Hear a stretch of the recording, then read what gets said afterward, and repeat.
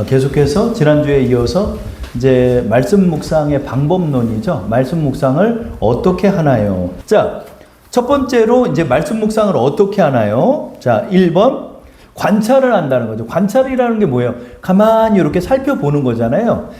이 동네 세매줄 성경, 이 말 그대로 어렵잖아요. 이게 동네 세매줄. 저는 이게 무슨 뜻인 줄 알아서 그게 아니라 동그라미, 네모, 세모, 메모, 줄긋기 성경이라는 뜻이에요. 동네 세매줄이 동그라미, 네모, 세모, 메모, 줄긋기 성경이라는 뜻이잖아요. 이게 뭐죠? 내가 이제 마음에 와닿는 거 동그라미를 칠하는 거죠. 저는 형광펜으로 칠을 해요. 형광펜으로 이렇게 칠을 해가지고 딱 와닿는 게 있어. 그러면 그 칠을 해가지고 그 본문의 내용들을 정리하면서 제목도 지어봐요. 제목도.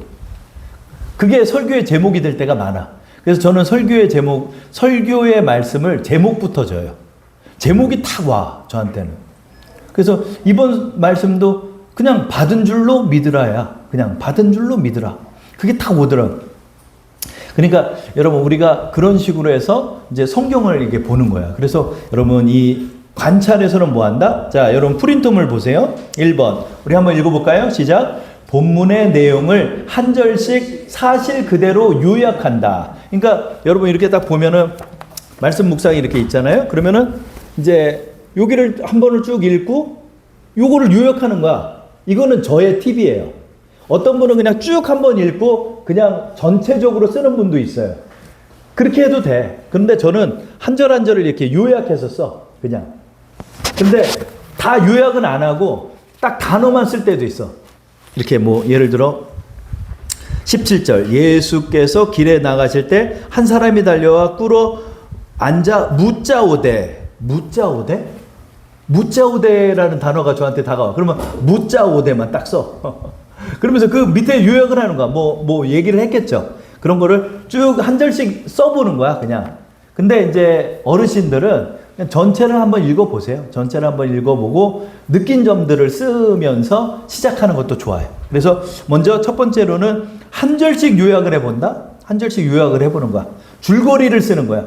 근데 이 요약을 할 때 중요한 게 뭐냐면 자꾸 내 생각이 들어가요. 내 생각이 들어가. 근데 이 단어에는 안 나왔어. 그러면 내 생각을 요약하면 안 돼. 이 내용 그대로를 파악하는 거야. 이 관찰이 제일 중요해요. 저를 한번 따라할게요. 관찰해서 은혜가 온다. 그럼 관찰을 해야 돼. 관찰은 뭐냐면 여기에 있는 내용 그대로를 파악하는 거야. 다윗이 칼이 없이 갔다. 다윗이 칼을 차지 않고 골리앗에게 나갔구나. 이런 식으로 내가 그 내용을 팩트를 캐치를 해서 관찰해서 적는 거예요. 그걸 정리를 해야 나에게 적용할 내용이 와. 그 다음 두 번째로 읽어볼게요. 요약 중 특별히 마음에 와닿는 단어, 문장, 내용에 주목하여 정리한다. 이것이 이제 내 적용의 내용이 될 때가 많아요. 그래서 여러분 이걸 요약을 정리를 하는데 예를 들어 오늘 말씀에서 여러분 오늘 말씀에서 핵심이 뭔 줄 알아? 오늘 말씀에서 핵심은 뭐 믿으면 됩니다 이게 아니야. 내가 믿음이 없나이다 였어. 사실은 오늘의 본문의 내용에서 제가 파악했던 관찰은 왜 예수님이 이걸 지적했지? 이 퀘스천에서 나온 거야. 왜 예수님이 수로보니게 여인한테 그렇게 얘기하고 백부장한테 이렇게 얘기했는데 이 간질병 들린 아이의 아버지한테는 왜 이걸 지적했을까? 가만히 보니까 이거는 아이를 고치는 게 아니라 아버지를 고치는 문장으로 저한테 보이는 거예요. 그래서 여러분 그것을 여러분과 오늘 말씀을 나눈 것이고 이런 것처럼 관찰의 내용에서도 여러분이 그것을 내용을 관찰하면서 그동안 내가 다 알고 있지 뭐 성경 말씀 어지간한 거 권사님들 다 알지. 그런데 다 알고 있다라고 생각하면 안 돼. 그냥 내가 처음 보는 것처럼 하는 거야. 사건을 수사하듯이 단서를 찾잖아요. 경찰이 단서를 찾대. 왜 이 범인은 이렇게 신발이 크지? 발자국이 왜 이렇게 크지? 이런 것서부터 범인을 추적해 나가는 것처럼 이 관찰이라는 것은 새롭게 발견하는 거예요. 옷은 어떻게 입었는지, 어떤 행동을 하는지, 어떤 말을 하는지를 관찰을 해서 그대로 적어보는 거야. 그대로. 그 다음 세 번째로 정리한 내용에서 하나님께서 주시는 은혜를 요약한다. 그렇죠? 그대로 요약을 하는 거예요. 이렇게. 아버지가 나는 믿음이 없다라고 말을 했다. 왜 예수님은 이것을 지적했을까? 이렇게 나한테 질문도 해보고 이 성경 말씀에 질문도 해보는 거야. 그러면서 이거 관찰을 하는 거예요. 근데 뭘 중심으로 한다? 사실 중심으로. 나와 있는 단어와 내용 그대로를 관찰하는 거지. 여기다 내 생각을 넣으면 안 돼. 뭐 한국 교회가 어떻고 이런 거 하지 마. 한국 교회가 어떻고 뭐 누가 김집사가 어떻고 그런 얘기 하지 마. 철저하게 나 혼자 이 내용만을 파악하는 거야. 그대로. 정말 그 내용을 그대로 파악하면서 내용을 쓰다 보면 나한테 딱 와닿는 게 생기는 거예요. 그 내용 중에 하나가. 그 내용 중에 하나가 딱 와닿아. 그러면 그것을 나한테 적용하는 거야. 근데 중요한 건 뭐다? 두 번째 시간 뭐다? 적용. 이걸 체험의 시간이라고 표현을 하는데 이것은 뭐냐면 자, 내가 관찰한 내용 중에 나한테 와닿는 걸 적용하는 거지. 관찰은 이 도봉구 창동을 관찰해 놓고 적용은 저쪽 전라남도를 적용하는 사람이 있어요. 그거는 아무 상관이 없어요. 그렇게 하면 안 돼. 관찰한 내용을 가지고 나한테 적용을 하는 거야. 여기서 딱 와닿는 걸 나한테 적용으로 가는 거야. 그리고 그것을 실천으로 가는 거야. 그대로 이어서 가는 거야. 하나만 붙잡아 가지고. 자, 첫 번째, 관찰한 내용에서 나에게 와닿는 내용을 나에게 적용한다. 이게 중요한 거예요. 나에게 적용하는 거야. 누구한테 적용하는 게 아니고 한국교회 얘기하는 것도 아니고 무슨 교회 얘기하는 것도 아니고 오늘날 세태를 얘기하는 것도 아니야. 철저하게 나한테만 적용을 하는 거야. 나한테. 그러니까 은밀한 거야. 내가 숨겼던 것, 그러니까 성경 말씀 속에서 나의 은밀한 것, 또 나의 뒤에 생각했던 것, 나의 관념들, 나의 의식들 이런 것들을 하나님 막 지적을 해. 그러면 그거를 정직하게 인정을 하는 거야. 왜냐면 나밖에 없잖아. 그러니까 하나님 앞에 그걸 인정해요. 그게 여러분에게 납득이 가면 인정하세요. 그걸 인정하면서 하나님 회개시키면 회개하고 실천하라 하면 하고 그 다음에 나의 생각을 바꾸라 하면 바꾸고 그러면서 하나하나 이 말씀을 만나는 거예요. 그래서 두 번째, 나에게 적용할 때 은혜, 지혜, 지식, 회개, 인도하심을 캐치하는 거야. 거기서 탁 잡는 거야. 그걸 잡아내는 거야. 그 낚시하듯이. 낚시할 때 여러분 이게 찌가 살짝 움직이면 탁 잡아야지 요놈이 탁 걸려 올라오잖아. 말씀 묵상도 그래. 말씀 묵상도 그 하나님이 딱 잡게 하신 거를 탁 캐치를 해가지고 나한테 탁 적용을 하는 거야. 자, 그 다음에 적용한 내용을 그냥 이렇게 은혜 받는 걸로 끝나는 것이 아니라 실천으로 옮기는 거야. 행동으로 옮길 것을 정해가지고 꼭 하나를 정해서 오늘 하루 진행해 보는 것이 실천이에요. 세 번째 시간, 실천, 나눔의 시간이죠. 그래서 관찰한 거를 적용하고 적용한 거를 실천으로 이어져 오늘 하루 내가 실천한 내용을 적는 거야. 적어 놓고 나서 실천하고 난 다음에 일을 나중에 여러분이 한번 적어 보세요. 아, 내가 이렇게 해서 했더니 참 감사하다. 내가 종훈이한테 100만 원 빚진 거를 갚았더니 아유, 마음이 후련하고 기뻤다. 그러더니 한 달인가 지나서 나한테 전화가 왔다. 형 고마워. 형 목사 된 거 축하해. 뭐 이런 식으로 전화가 왔어. 그럼 그걸 한번 적어보는 거야. 그래요. 우리 종훈이 어머니가 무당이에요. 무당. 그래가 저보러 조상실 할머니가 맨날 따라다닌다고 나한테 그랬으면. 걔네 집에서 잤는데 요 안방에 산당을 갖춰놓고 있더라고. 거기 그거 있잖아요. 산신령 같은 거. 그러니까 그 집에 들어갈 때부터 머리가 그렇게 아픈 거야. 이상하게. 그 집에 가서 한 이틀인가 잡았는데 머리가 그렇게 아파요. 여기야. 지금은 이제 어떻게 지내시는지 모르지만 이제 실천하라 한 거를 실천하는 거야. 말씀 묵상을 했더니 옛날에 알바비 안 준 거를 하나님이 지적을 하셔가지고 아유, 할게요. 여러분 100만 원 찾는데 얼마나 아까운지 모르겠어. 막 되게 아까운 거야. 막 무슨 어디 지갑 잃어버린 것처럼 아까워. 그래도 어떻게 내가 순종한다고 했으니까 여러분 말씀 묵상 때문에 한 거예요. 제가. 그래서 그거를 갖다 줬죠.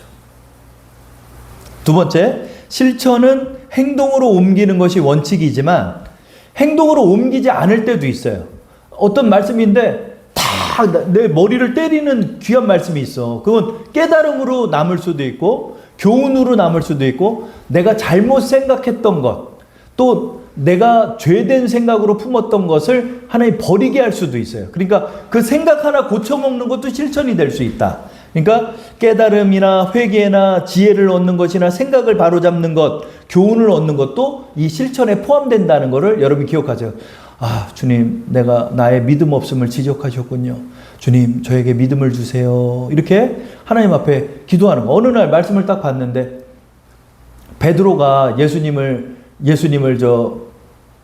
도망갔다가 예수님 십자가 못 박히러 가니까 쫓아가잖아요. 근데 말씀 속에 이게 딱 나와 있는 거야. 그 끝을 보려고 따라갔다. 이런 표현이 있는 거야. 근데 그 끝을 보려고라는 단어가 저한테 너무 와닿는 거야. 근데 저한테는 어떻게 적용했냐면, 에휴, 그냥 교회 문 닫으면 문 닫는 거지 뭐. 그렇게 제가 여긴 적도 있어요. 그러면서 그래 끝까지는 가보자. 근데 이런 마음으로 갔는데 그 생각 하나 삐뚤게 먹었던 걸 하나님 그때 지적을 한 거야. 너희 목사가 된 놈의 새끼가 50년 하나님 앞에 소원해놓고는 뭐 하다가 뭐 안 되면 접어? 뭐 그런 생각을 해? 이걸 지적하나. 그래, 하나님 앞에서 하나님 잘못했습니다. 제가 잘못했습니다. 제가 괜히 그런 생각을 하고 그 끝을 보려고 제가 따라갔지 믿음을 갖지 않고 갔습니다. 하나님 용서해 주세요. 회개했어. 그래가지고 여러분 그때 그 예수님 쫓아갔던 내용 설교가 그때 나온 거야. 제가 이제 이런 말씀을 드리는 건 뭐냐면 하나님께서 여러분이 젊었을 때 이렇게 삐뚤어 먹었던 거 있잖아. 삐뚤어 먹었던 생각도 그걸 지적을 해 막. 15년 전에 내가 이렇게 악하게 먹었던 생각 있죠. 아유 저놈은 그 가다가 확 자빠져라. 막 이런 생각들 품은 거 있잖아. 막 그런 거를 막 집어내는 거야. 근데 그것도 하나님 앞에 회개하라 하면 하는 거야. 그러니까 이 참 말씀 묵상이 재밌다니까 여러분 몰라서 그렇지. 말씀 묵상이 재밌다니까. 그래서 이제 말씀 묵상을 하면서 하나님께서 생각 바로 고쳐 먹게 하는 거. 그 다음에 내가 잘못했던 행동들, 또 잘못된 관념들, 또 이 고집들 이런 거를 막 하나님 지적할 때도 있어요. 그러면 그거를 하나님 앞에 회개를 하세요. 하나님 지적하시면 그것도 실천에 포함되는 거예요. 그런 식으로 여러분 간단해요. 여러분 이 내용을 요약하고 내 마음에 와닿는 거 있으면 적고 실천할 내용이 있으면 하나 적어서 실천을 해보는 거. 요게 말씀 묵상이에요. 그래서 저는 말씀 묵상 오래 하라고 안 해. 여러분 지하철 타고 출근할 때 저는 이제 학교 갈 때도 이제 신대원 다닐 때도 요거 갖고 이제 다니면서 이렇게 하는 거야. 이렇게 10분 정도만 딱 하는 거야. 그러다 보면은 이게 이제 습관이 돼가지고 너무 좋아요. 그래서 이렇게 관찰, 적용, 실천 요 세 가지를 기억하면서 여러분이 자꾸 해보는 거예요. 그리고 이제 제가 이제 예시를 이제 좀 들었는데 하나님께서 그러니까 지금 와서 한 13년 지났지만은 13년 정도 지나면서 아니죠. 말씀 묵상은 20년이 더 됐죠. 초창기서부터 했으니까. 그리고 제가 개척한 게 12년, 13년 됐고. 그러니까 이 한 20년 동안 이 말씀 묵상을 하면서 저는 처음에 이게 말씀 묵상인지도 모르고 했던 거지. 처음에는 이런 교재가 없으니까 성경책 하나를 놓고 한 장을 읽고 느낀 점을 썼어요. 이렇게 요만한 메모 노트에다가. 근데 그게 말씀 묵상이라는 거는 나중에 이제 어느 교회 가서 배우게 되죠. 이거 내가 했던 게 말씀 묵상이네? 그런데 하나님께서 말씀 묵상을 배우기 전에 저의 삶 속에 놀라운 체험들을 먼저 주셨더라고요. 그게 저의 간증이었잖아요. 그래서 그 간증들을 통해서 말씀 묵상을 통해 내가 실천을 했더니 하나님께서 어떤 역사를 이루어 주셨는지 그런 실제적인 예를 여러분한테 먼저 말씀을 드리는 거야. 근데 이 당시에는 이게 말씀 묵상인지도 모르고 했어. 그냥 성경 말씀 하루에 이렇게 한 페이지씩 읽으면서 그냥 옆에다가 느낀 점을 적었어요. 그러다가 마음에 오면 외우고 적어서 외우고 어떤 거 중얼중얼 외우기도 하고 어떤 거는 느낀 점을 실천하기도 하고 그랬었어요. 그래서 하나님께서 이 말씀이 임하는 체험을 저한테 먼저 주셨던 그 예를 여러분한테 한 두 가지 예만 한번 나눠볼게요. 몇 가지를 이제 앞으로 좀 나누려고 그래. 왜냐면 실제적인 예가 필요하니까. 자, 야고보서였어요. 야고보서의 이 말씀을 그날 읽었어요. 이렇게 해서 이제 야고보서 2장 15절부터 17절 말씀을 읽으면서 읽으면서 이제 관찰, 적용, 실천에 대해서 이제 하나님 깨닫게 해준 게 있었어요. 우리 한번 본문의 말씀을 한번 읽어볼까요? 먼저 시작. 만일 형제나 자매가 헐벗고 일용할 양식이 없는데 너희 중에 누구든지 그에게 이르되 평안히 가라, 덥게 하라, 배부르게 하라 하며 그 몸에 쓸 것을 주지 아니하면 무슨 유익이 있으리요? 이와 같이 행함이 없는 믿음은 그 자체가 죽은 것이라. 이거 우리가 잘 아는 말씀이잖아요. 그러니까 이 말씀을 보면서 그래 형제가 이제 우리 관찰한 내용 볼까요? 15절. 그러니까 이런 식으로 관찰하는 거예요. 15절. 형제나 자매가 일용할 양식이 없을 때. 16절. 말로만 립서비스 하지 말고 그에게 필요한 것을 주어야 한다. 그러니까 내 언어로 관찰을 하세요. 내 언어로. 그러나 사실에 입각해서만. 그 다음에 17절, 이것이 행함이 있는 믿음이 된다. 아, 그렇구나. 이렇게 해서 이제 관찰을 한 거예요. 근데 갑자기 성령께서, 아니지, 그 전에 전화가 왔어. 이거 이제 말씀 묵상을 하고 있는데 전화가 온 거야, 진짜. 이 말씀 묵상을 하고, 아니지, 성경 말씀을 읽고 전화가 왔어. 그게 외삼촌한테 전화가 온 거예요. 외삼촌이 뇌 종양을 알아가지고, 이제, 발이랑 절고 막 그랬었어요.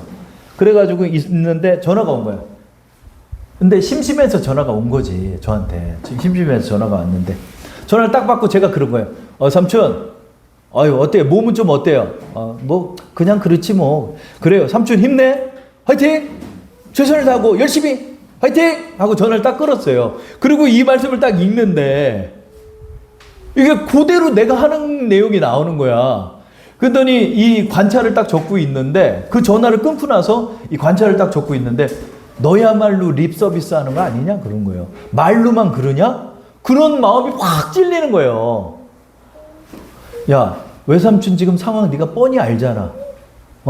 지금 몸 반신불수 돼가지고 부동산 그 자격증 딴다고 3년째 저러고 있고 움직이지도 못하고 친구들하고 만나는 것도 그렇게 하고 결혼하기로 했던 여자는 그 몸 그렇게 된 거 보고 뭐 그렇게 사랑한다고 그래 놓고 도망가 버리고 그렇게 해가지고 혼자 저러고 붕상 떨고 있는데 너 삼촌 한 번이나 찾아갔냐? 마음에 확 찔림이 오는 거예요. 적용해서. 근데 반성이 됐죠. 그때는 그래 내가 이러면 안 되지. 말로만 내가 이렇게 하면 이게 죽은 믿음이지. 그래 내가 일주일에 한 번씩 찾아가자. 그래서 이제 적용을 한 거예요. 한번 볼까요? 적용. 방금 외삼촌의 전화를 받았는데 그에게 말로만 잘 지내라고 했다. 그래서는 안 되겠다. 찾아가 그에게 필요한 것을 제공해야 되겠다. 그래서 실천. 이번 주 토요일이 시간이 나니까 찾아가자. 그래서 점심 때 제가 이때 새벽 일을 했어요. 새벽 일을 하고 이제 신대원 들어가려고 이제 좀 준비를 하고 있었어요. 신대원 들어가려고 준비를 하니까 낮에 시간이 됐어요. 그래서 12시까지 자고 밤을 새서 일을 하고 12시까지 좀 자고 이제 1시 정도서부터 이제 신대원 들어갈 준비를 신대원 들어가는 것도 뭐 성경 시험도 보고 논문도 쓰고 영어 시험도 보고 그래야 돼요. 그러니까 이제 그거를 막 준비를 하고 있으니까 토요일 날 낮에 시간이 돼서 토요일 날 찾아갔어. 찾아갔는데 뭐 가관도 아니요. 가관도 아니요. 갔더니 그러고 이제 혼자 있고 또 거기 이모도 와 있고 막 그랬어요. 이모도 와 있고 그냥 바글바글 한 거예요. 거기가 지금 그 좁은 집이 바글바글 하더라. 근데 딱 보니까 뭐를 드시고 싶어 하는 것 같아. 그래서 삼촌한테 삼촌 뭐 좀 드실래요? 그랬더니 족발을 먹고 싶다는 거야. 족발. 그래서 족발하고 소주 한 병 시켜드렸어요. 그랬더니 이제 거기 다 가족들 와가지고 그 족발 대짜 시켰더니 그냥 막 우걱우걱 먹는 거. 막 다 먹는 거. 삼촌, 자, 소주 한 잔 드세요. 제가 소주 한 잔 따라 드리고. 그랬더니 막 개걸스럽게 먹다가 또 이제 몸이 체력이 떨어지니까 아유, 은서가 나 어지럽다. 아우, 좀 작게. 그리고 작은 방에 가서 주무시더라. 그래서 하고 좀 주무시는 거 이렇게 보고 좀 얘기 좀 나누다가 그때 외할머니도 계셨고 그리고 이제 갔어요. 그리고 또 다음 주에 또 왔어. 또 와서 삼촌 뭐 드실래요? 그러더니 양념통닭 먹고 싶다. 그래 양념통닭 또 시켜주고. 그리고 이제 그렇게 해서 이제 매 주마다 찾아갔어요. 토요일마다. 근데 얼마 안 지났어요. 얼마 안 지나고 한 달 반? 2달? 됐는데 이제 전화가 오는 거야. 그런 식으로 이제 매 주마다 갔는데 전화가 왔는데 이제 상태가 많이 안 좋아지신 거예요. 그 뇌종양이 뇌에 배겨 있어가지고 칼을 댈 수 없고 방사선 치료만 했거든요. 그러고 나서 결국은 그 종암동 그 호스피스 병동 그 카톨릭에서 운영하는데 이렇게 무료로 해주는 데 있어요. 거기 호스피스 병동에 계시다가 불과 몇 주만 계시다가 돌아가셨어요. 근데 제가 이걸 왜 실천했나 했는데 사실은 이 외삼촌이 청년 시절에 개척교회를 다니면서 신앙이 좋았어요. 신앙이 좋았다. 그런데 이제 일을 하고 하다가 하나님 떠났던 분이거든요. 그러면서 이제 삼촌 손을 잡고 삼촌하고 바둑도 둬드리고 장기도 둬드리고 그랬어요. 그리고 나서 이제 얘기도 나누고 제가 만난 하나님에 대해서 간증도 하고 제가 이제 그때 갓 신대원 들어가기로 준비하고 있을 때니까 한참 은혜도 있고 할 때니까 그렇게 하면서 삼촌한테 이제 다시 말씀을 전하고 그러면서 삼촌이 돌아가신다고 그러길래 성경책 한 권을 들고 종암동으로 갔죠. 종암동으로 가서 이제 성경 말씀을 들고 이제 그때는 어떻게 영접기도 하는지도 모르니까 막 말씀 몇 개 찾아가지고 막 읽어주고 한 거예요. 삼촌은 막 이러고 있는데 삼촌 뭐 예수님을 믿으면 구원을 받고 그러니까 내 기도 따라해 막 이러면서 막 그랬어요.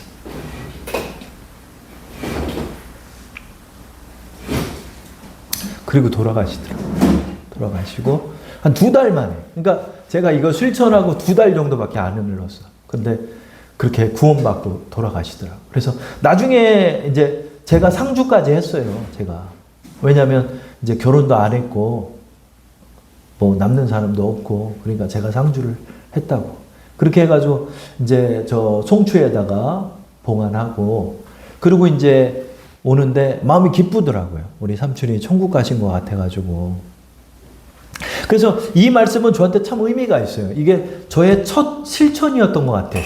그래서 이 말씀을 보면서 아 그래서 나한테 이 말씀을 이렇게 강하게 주셨구나. 우리 삼촌 구원하라고. 그래서 이 말씀을 이렇게 실천했는데 이게 구원의 말씀이 됐더라고요. 지나고 나서 보니까. 그래서 여러분 이게 실천이구나. 이게 말씀 묵상이구나 하던 것을 제가 경험을 했던 거죠. 그래서 하나님께서 우리에게 이 실천을 통해서 우리로 하여금 하나님의 은혜와 계획들을 깨닫게 하시는 거예요. 그래서 이게 뭔가 있다. 이 말씀을 통해서 나를 이렇게 인도하시네. 이런 것들을 제가 이제 체험을 했었죠. 자, 그 다음에 이제 2번째 말씀. 이거 좀 재밌어요. 2번째 말씀도 이게 아마 성령의 첫 음성이었던 것 같아요. 근데 이때는 개역개정 성경 바뀌기 이전이었어. 개역개정 성경 바뀌기 이전에 그 한글 성경 있잖아요. 개역 한글 성경 때 이 말씀을 이것도 이제 말씀을 쓰고 옆에다가 느낀 점 적고 할 때였어요. 자, 우리 한번 에베소서 5장 19절 말씀 한번 읽어볼까요? 다 함께. 시와 찬미와 신령한 노래들로 서로 화답하며 너희의 마음으로 주께 노래하며 찬송하며 그냥 주님 앞에 신령한 노래들로 찬양하라 이 말씀이잖아요. 그래서 여느 때와 같이 그냥 옆에다 느낀 점을 썼어요. 이렇게 말씀을 그냥 썼어요. 그래서 시와 찬미와 신령한 노래들로 이렇게 찬양을 해야 되는구나 하고 이렇게 딱 쓰고 있는데 갑자기 성령께서 마음에 말씀을 강하게 주시는 거예요. 뭐라고 줬냐면 너 이 다음에 자녀를 낳을 건데 그 이름을 찬미라고 해라 그러는 거예요. 이 말씀을 쓰고 있는데 찬미? 찬미란 이름은 아니에요. 찬미라는 글은 저한테는 그 별 의미가 없죠. 근데 이 말씀을 에베소 5장 19절의 말씀을 쫙 적고 있는데 시와 찬미와 신령한 노래들로 하는데 찬미라고 딱 적고 있는데 네 자식은 이름을 찬미라고 해라. 분명하게 들렸어. 정말 분명하게 들려. 너무 강하게 들린 거야. 그때 이게 남산 도서관에서 이거를 제가 했거든요. 이제 신대원 들어가려고 준비하고 있을 때.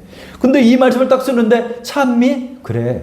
내 자녀가 태어나면 찬미라고 해라. 근데 그때는 아들인지 딸인지도 몰랐지. 그냥 자식 낳으면 찬미라고 이름을 줘야 되겠다. 그렇게 생각을 한 거예요. 그리고 이제 찬미란 이름을 제 마음에 간직을 했죠. 우리 한번 볼까요? 19절. 시와 찬미와 노래들로 주께 찬양하라. 마음으로 찬양하라. 이렇게 관찰을 하고 적용. 진심을 다해 찬양해야 되겠다. 내 자녀의 이름을 찬미라고 해야겠다. 실천. 찬미가 내 자녀의 이름이다. 요걸 딱 정해놨어. 그러고 나서 사모님을 딱 만났는데, 사모님을 이제 우리 여목사님 소개로 딱 만났는데, 이제 다 얘기했어. 우리 정정 사모님 만나서, 저는 자식을 낳으면 하나님께서 찬미라고 이름을 지라고 그랬습니다. 제 찬미 엄마가 돼주시죠. 내가 그랬어요. 그랬더니 사모님이, 제가 찬미 엄마가 돼야 되겠어요. 그러는 거예요. 그래가지고, 5월 달에 만나서 9월 달에 결혼했어요. 우리 사모님을. 그래서 이 말씀이 이제 뭐 데이트한 기간도 있겠지만은 우리 말씀에 가장 주요했어. 저는 하나님께 기도했거든요. 믿음의 사람을 만나게 해달라고. 개척교회니까 이 믿음의 사람이 있고, 그 다음에 교육자는 내가 안 만나겠다고. 여자 교육자는 내가 안 만나고, 평신도 중에 내가 사모를 삼겠다고. 왜냐하면 여기를 전진할 때는 따라주는 사람이 필요하지, 지금 말하는 사람이 필요하지 않으니까, 내가 하나님 앞에 그 두 가지를 기도를 했는데, 그게 다 맞더라고요, 사모님이 다 맞고. 그렇게 돼가지고, 근데 이 말씀이 이제 지나고 나서 보니까 우리 사모님을 또 만나게 됐던 말씀이 또 됐어요, 저한테. 그래서 사모님도 그걸 좋게 여기고, 내가 찬미의 어머니가 돼야 되겠다, 이런 생각을 했대요. 우리 사모님도 얘기를 나누니까. 그래가지고 우리는 이 찬미가 저희를 이어주는 그 말씀이 된 거야. 이거를 실천을 했더니. 그런데 재밌는 게 있지. 이제 사모님이 임신을 했는데 걱정이 되는 거야. 뭐가 걱정이 됐냐면, 아들 낳으면 어떡하지? 그때는 이제 임신을 해도 성별을 안 가르쳐 주잖아요. 6개월 때까지. 그러니까 아들을 낳으면 어떡하지? 아들이 이찬미? 그러면 놀림받을 텐데. 그냥 바꿀까? 그냥 이찬양이라고 줘야 되겠다. 이찬양. 아들이면 이찬양, 딸이면 이찬미라고 줘야 되겠다. 근데 의구심이 생기는 거야. 그때 내가 분명히 들은 음성은 이찬미였는데, 이 아들 나면은 그 음성이 잘못됐겠구나. 그러면서 이제 기도를 했는데, 이제 응애 하고 이제 딱 나왔어. 그래서 제가 선생님한테 제일 먼저 물어본 게 뭘까요? 성별. 딸이죠. 그래서 딸이 응애 하고 태어난 거야. 근데 이제 그 전에 가르쳐 줬지. 한 6개월쯤 지나니까, 선생님 성별 좀 가르쳐 주세요. 내가 걱정돼서 그러는 게 있어요. 그랬더니, 아들이면 어떻고 딸이면 어떻습니까? 그러는 거예요. 그래도 성별이 저는 중요합니다. 왜냐면 저는 이 말씀이 걸렸으니까. 그래서 아들이라도 내가 찬미로 줘야 되나 갈등을 하고 있었거든. 그러고 있는데 6개월째 될 때 이제 그 초음파 검사랑 이렇게 하는데, 선생님이 그러는 거야. 우리 이 자녀가 태어나면 얼마나 이쁠까 한번 봅시다. 그렇게만 얘기를 해주는 거야. 그래가지고 뭐 딸인지 아들인지 얘기도 안 해줘. 그러고 운전하고 가고 있는데 가만히 생각하니 얼마나 이쁠까? 이쁠까 하면 딸이네? 그래가지고 딸이구나. 하나님 감사합니다. 그래, 딸이었던 거예요. 그래서 찬미가 그렇게 해서 태어났어요. 그런데 또 재밌는 얘기를 하나 더 하면, 그러고 나서 얼마 안 지나서 개역개정 성경으로 바뀌었어. 성경이 개역 한글 성경이죠. 여기 보면 개역 한글이죠. 개역 한글 성경하고, 나중에 여러분 지금 성경 있으면 봐요. 에베소서 5장 19절을 찾아봐. 찬미란 단어가 없어. 그때는 뭐로 바뀌었냐? 찬양으로 바뀌었어. 시와 찬양으로 여호와께 찬양을 해라. 찬미란 단어가 없어. 에베소서 5장 19절에. 그러니까 재밌지? 개역개정 바뀌기 전에 나로 이걸 묵상을 해가지고 찬미란 단어를 하나님 보게 하시면서 나를 그렇게 인도한 거야. 그러니까 지나고 나서 너무 재밌는 거예요. 찬미란 이름이 이렇게 나왔구나. 그걸 보니까 성경의 인물들들 다 이름을 정해줬더라고. 하나님이 세례 요한도 요한이라고 하라고 그랬고, 예수님 이름도 예수라고 하라고 그랬고, 찬미라고 한 데는 무슨 의미가 있을래나? 그런데 모르지. 여하튼 간에 지나고 나서 개역개정으로 바뀐 걸 보니까 그 단어가 아니었지. 찬양으로 바뀌었지. 근데 그 전에는 개역 한글을 나로 하여금 하나님께서 보게 하셔서 찬미란 이름을 얻게 하셨구나. 그래서 찬미란 이름으로 우리 찬미를 이름을 정했고, 찬영이는 예정이 없었는데 찬영이도 또 갖게 됐는데, 새벽 기도 때 기도하는데 하나님께서 찬자 돌림으로 하게 하셔가지고 찬양과 영광을 돌려라. 그래서 찬영이는 기도 중에 하나님이 그 말씀을 주셔가지고 찬영이란 이름을 짓게 됐죠. 그렇게 돼서 이제 자녀의 이름을 얻었어요. 그냥 여러분 이제 짧은 말씀이지만 제가 이제 말씀 묵상을 하는 것이 여러분한테 강조하는 것이 우리가 관념에 머물지 말고 실제적인 우리의 삶 속에 하나님의 인도가 된다는 의미로 여러분에게 저의 예를 말씀을 드리는 거예요. 그래서 여러분 이러한 일들을 여러분 묵상 속에서 하나님이 여러분의 말씀을 꼭 여러분에게 은서가 하는 음성이 아니라 할지라도 여러분의 생각 속에서 여러분에게 깨달음을 주시고 여러분의 심중을 지적하시고 여러분의 삶 속에 지혜를 떠올리게 하셔서 그 지혜를 얻게 하는 거예요. 그러니까 저도 은서가 이런 음성이 들린 건 아니야. 근데 분명하게 들렸어.